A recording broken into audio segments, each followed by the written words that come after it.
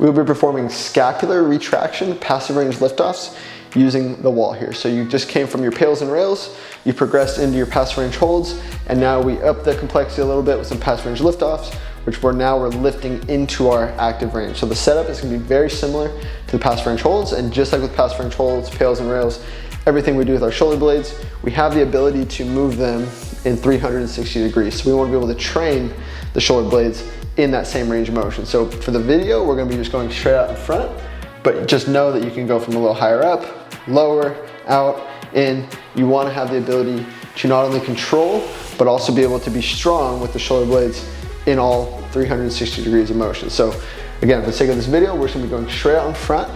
Set yourself up by first, just like all the other passive range liftoffs we would do, we're gonna find our passive end range first.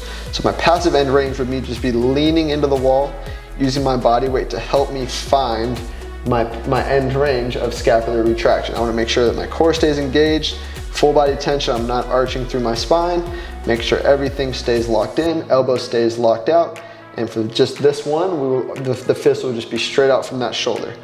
From there, what we're gonna do is we're gonna come out of this range just a little bit, right? Because if I was at my true passive end range, I would not be able to retract my shoulder blade and get any clearance from the wall. So you just wanna come out of it just a little bit, think an inch or two, just so if this is my passive range, come out of it just enough to where I can create a good stable base, make sure my body stays tight, take a breath in, contract, feel that contraction out to that shoulder blade, and then I would just retract further, pull away from the wall, hold for a designated period of time, set right back down. If I found that I was able to get way off, then I would just scoot closer, find that passive end range again, come out of it just a little bit. From there, full body contraction, brace, retract, pull away from the wall, hold for a designated period of time, and set back down. So the amount of time that you hold each rep, along with the amount of reps that you would do, will be dependent on your needs, your goals, and the program that you're following.